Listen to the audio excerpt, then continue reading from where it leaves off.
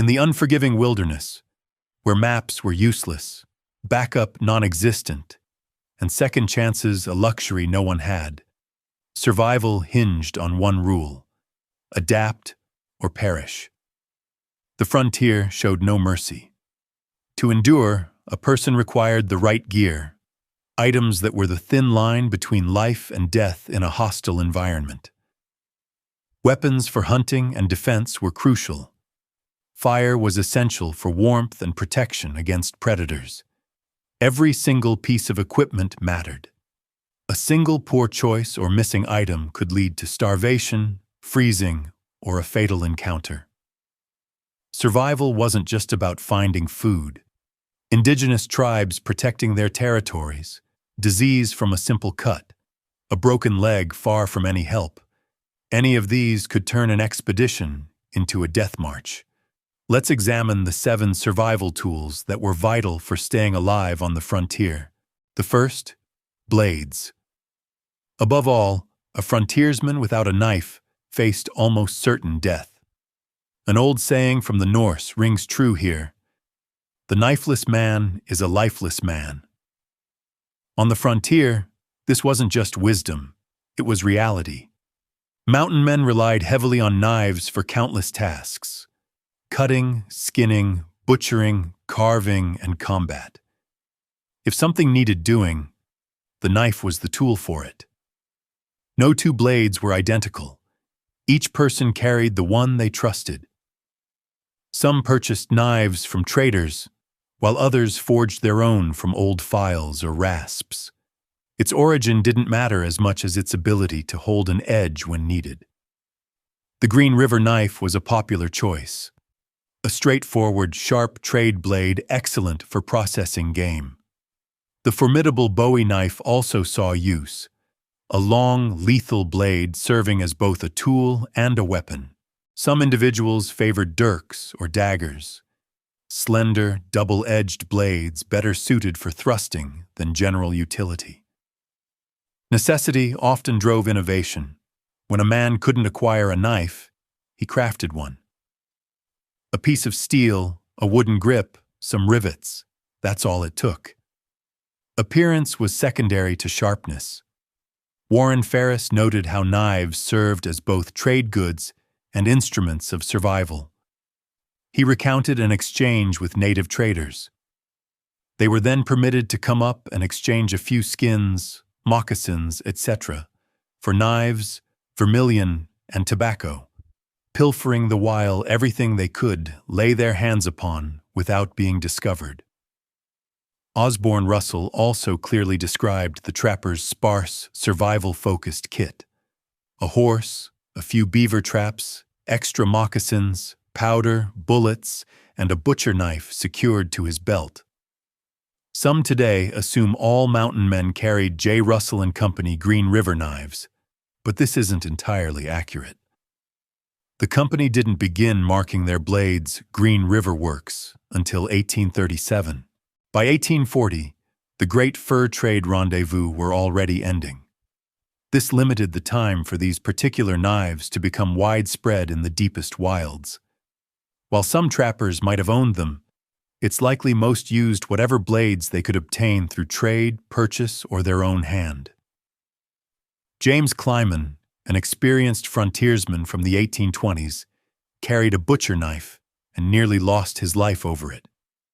He wrote, "One man ran up and snatched my butcher knife and waved it across my breast. I thought this a bravado, so beat my breast for the fated strike. And this perhaps saved my life." Knives represented power. A man's blade could be his final defense, the difference between survival and death. Skinning knives were specifically designed for processing animals. These had short, wide, curved blades perfect for removing hides cleanly without damage. A good skinner ensured minimal waste, preserved the pelt's value, and worked efficiently. Often imported from Sheffield, England, and sold via Hudson Bay traders, these knives were common among those who subsisted off the land. By the 1830s, Green River Works also produced them. The phrase, "done up to Green River," came to mean a task completed thoroughly or a deal successfully concluded. Carl P. Russell aptly stated, "As was true of guns, there was something very personal and intimate about a mountain man's favorite knife. While steel offered protection up close, lead provided it from a distance." The second crucial tool, firearms. A frontiersman without a gun was a person walking toward their grave. Like knives, firearms were fundamental to survival. Hunting, self-defense, trade, all relied on a dependable weapon and the skill to wield it. As people ventured deeper into the wilderness, they needed more robust weapons. The Hawken rifle became the answer. Crafted by the Hawken brothers in St. Louis, this was the favored firearm for mountain men confronting dangers like grizzly bears and hostile territories. It was shorter, heavier, and packed a potent 50 or 53 caliber load, capable of taking down large game or stopping a threat with a single shot. Again, power was key. However, power wasn't the only factor. Sometimes, versatility was more important. Not every situation demanded precision. In such cases, the Northwest trade gun, a smoothbore musket, allowed the use of shot or ball, making it a versatile weapon. Trappers and traders carried them, as did native warriors. If a person could only afford one gun, this was often a sensible choice. Then there were pistols, large, single-shot horse pistols intended for desperate, close-quarters defense. These were smooth-bore, heavy, and slow to reload. But in a critical moment, that single shot could be a lifesaver.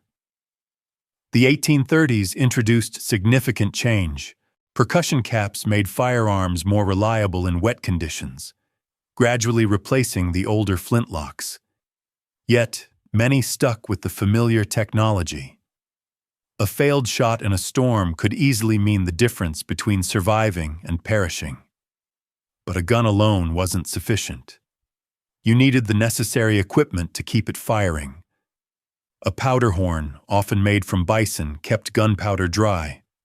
A powder measure ensured consistent loads, vital for accuracy. Lead, a ladle, and a bullet mold allowed raw metal to be turned into ammunition, as mountain men typically cast their own bullets rather than buying them. Finally, a small leather bag held lead balls within easy reach. For percussion guns, a cap tin was carried. Holding the small caps needed to ignite the powder. Losing these rendered the rifle useless. So yes, a mountain man's rifle was his lifeline. It had to be kept clean, loaded, and ready for immediate use. Because out there, a second chance wasn't guaranteed. But a rifle wouldn't protect you from the cold night. This brings us to the third essential. Fire a frontiersman without the ability to make fire faced certain doom. Fire provided warmth, allowed for cooking, and offered protection. It cooked the meat from a hunt. It sent smoke signals into the sky for communication or warning. Without fire, a person was just another potential casualty, vulnerable to freezing, starvation, or predators. The primary method was flint and steel. A sharp strike of a steel striker against a piece of flint sent sparks onto prepared tinder.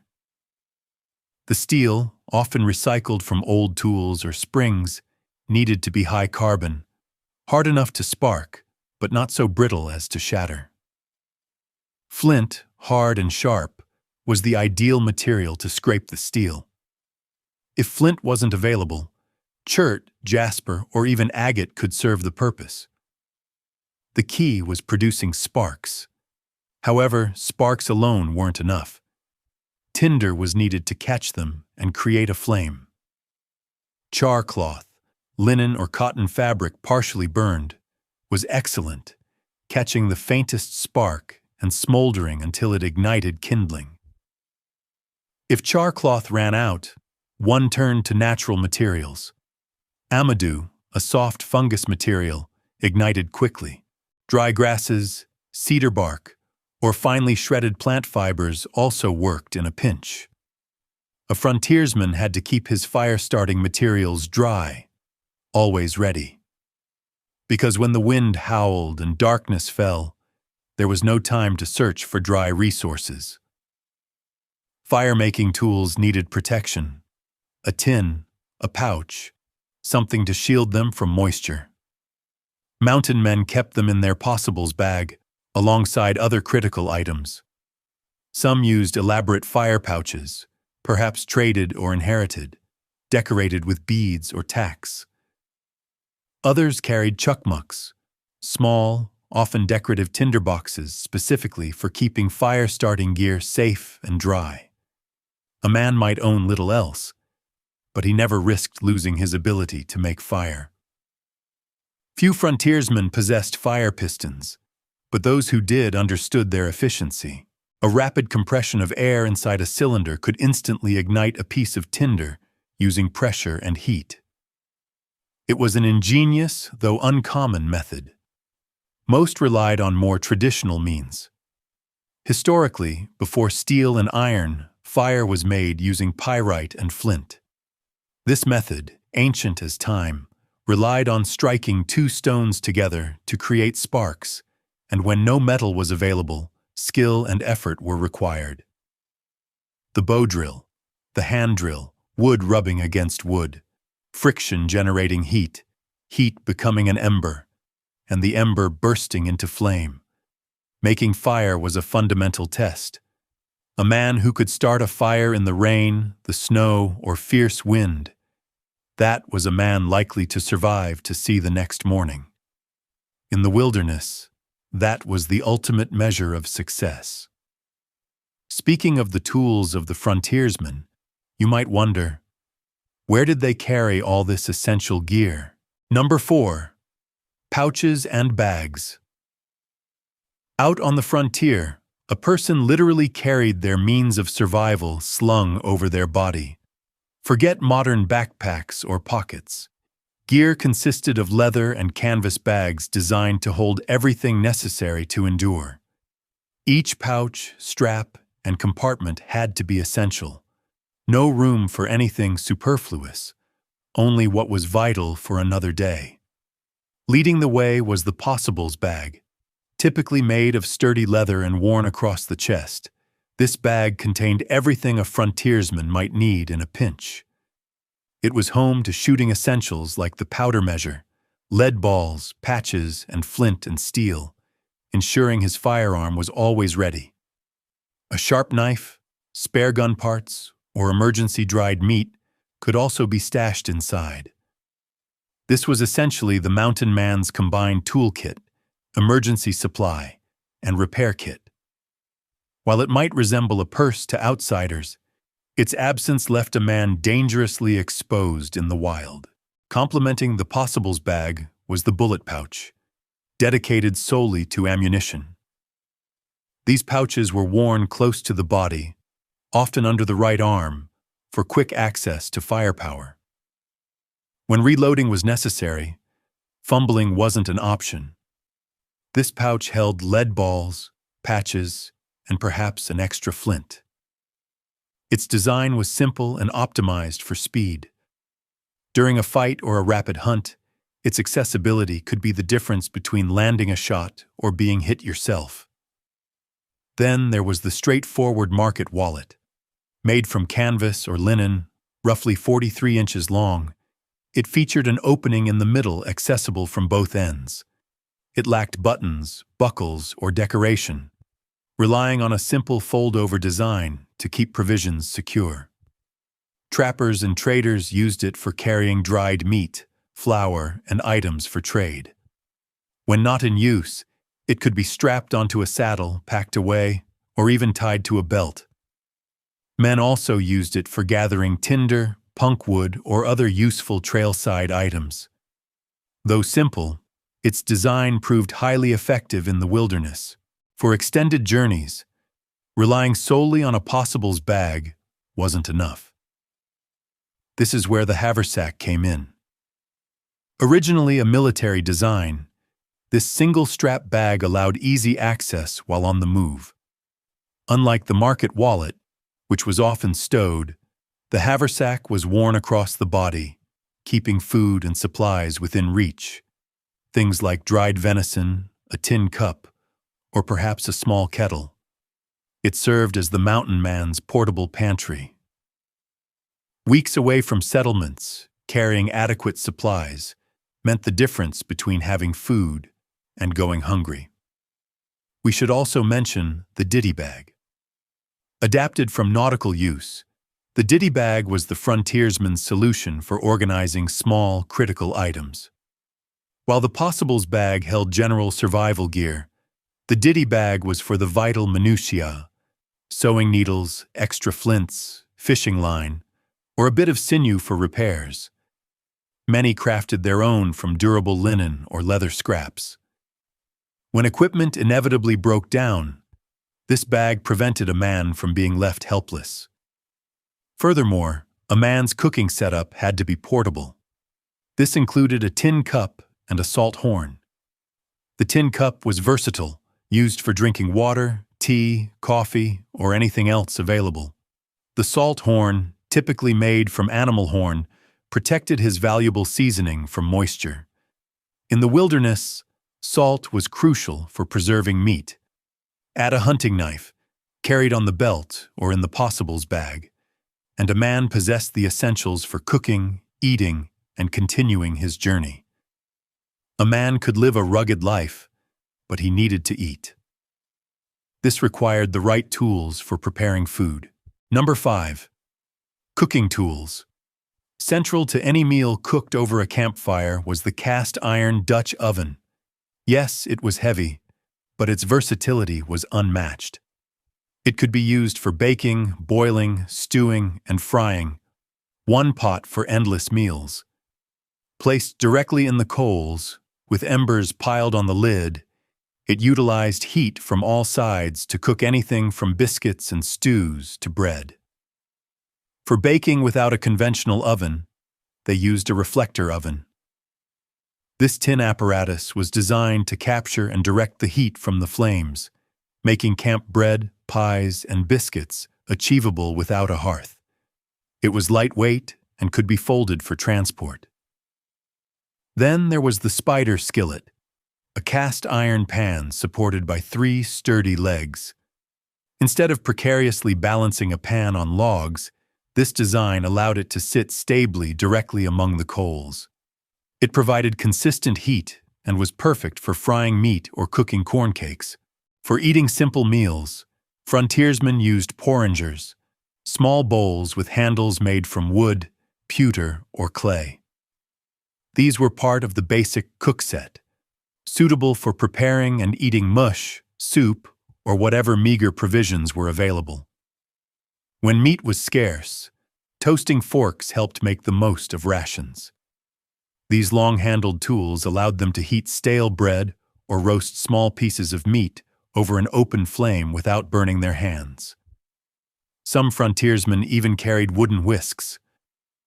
While not elaborate, these simple tools were useful for mixing batter or thickening soups, proving practical in a basic camp kitchen. Ultimately, while a man could endure days without food, the lack of water was swiftly fatal. Number 6. Water containers. Water was life. A frontiersman who ran out faced imminent death. Rivers and streams weren't always accessible, and even when they were, the water could be as dangerous as thirst itself. A reliable way to transport water was crucial, something durable, dependable, and suited for tough travel. The most basic option was water skins, essentially a pouch made from tanned hide, stitched and sealed with pitch or wax. Goat or sheep hides were common. They were flexible, resilient, and helped keep water cool. The drawback was the distinct leathery taste imparted to the water. Some grew accustomed to it. Others endured it. Wooden canteens were another option. Carved from hardwoods like oak or maple, they were shaped like small barrels. Solid and dependable, They minimized water sloshing during movement. However, if the wood dried out, the seams could leak significantly. A wise person kept theirs full. Nature provided its own solution with gourds. Once hollowed and dried, sometimes reinforced with rawhide, these were lightweight, easy to carry, and surprisingly effective at keeping water fresh. Some were fitted with wooden necks and stoppers to protect the contents. The major risk was breakage if dropped. Over time, metal offered an improvement. By the mid-1800s, tin canteens became widespread. They were light, durable, and easily manufactured in large numbers. Soldiers widely used them, particularly during the Civil War. Most were wrapped in cloth to prevent the metal from becoming too hot in the sun. While a significant step forward, they weren't flawless. Tin could rust, giving the water a metallic taste. Carrying water was one challenge. Finding clean water was another. Springs were ideal, but rivers and lakes were risky. Some men boiled their water when circumstances allowed, but many didn't. Diseases like dysentery and cholera were common killers. A single ill-advised drink could be fatal. For larger groups or substantial hauling, barrel canteens were used. These small, reinforced kegs were designed for transport on wagons or pack animals. They held more water, but were heavy, making them best suited for those traveling with livestock or in company. Interestingly, native tribes had their own effective methods, such as weaving baskets sealed with pine resin or using hollowed animal bladders or birch bark containers. Many frontiersmen adopted these techniques, which proved vital when their own gear failed. By the late 1800s, the material of the water container mattered less than its functionality. What counted was that it reliably held water. Now, what other items were needed to survive the frontier? Number 7. Miscellaneous gear. Miscellaneous gear, the collection of smaller items that were nonetheless crucial for survival. As we've emphasized, a frontiersman's life depended on his tools. The major items like rifles, knives, and fire starters understandably receive much attention. However, it was the often overlooked smaller pieces of gear that frequently made the critical difference. Beyond the essential belt knife, a man needed larger cutting tools. Whether it was a tomahawk, hatchet, or a full-sized axe, every mountain man carried something sharp and capable of heavy work. These tools were used for splitting wood, constructing shelters, and processing game. In a confrontation, they could be just as lethal as a firearm. Tomahawks were light, portable, and effective in close combat. Axes were heavier but capable of felling trees. Some carried both. No one ventured out without one or the other. To learn more, see our recent episode on survival tips focusing on the many uses of the tomahawk. A dull blade was useless, highlighting the value of a simple metal file. Knives, axes, and even gun parts required sharpening. Trade records indicate files were in high demand, demonstrating their importance to frontiersmen. Those with pack animals often carried one strapped to their gear. Foot travelers might rely on a whetstone, but a proper file was eventually necessary for significant sharpening. A silk scarf might not immediately seem like survival gear, but it was incredibly useful. Worn around the neck, it offered protection from sun and wind. Tied over the mouth, it filtered dust. Used as a bandage, it could help control bleeding. Wet and wrapped around the head, it provided cooling in intense heat. In an emergency, it could even serve as a sling or a makeshift bag. It was simple, lightweight, and remarkably versatile. Spare fabric also had numerous applications.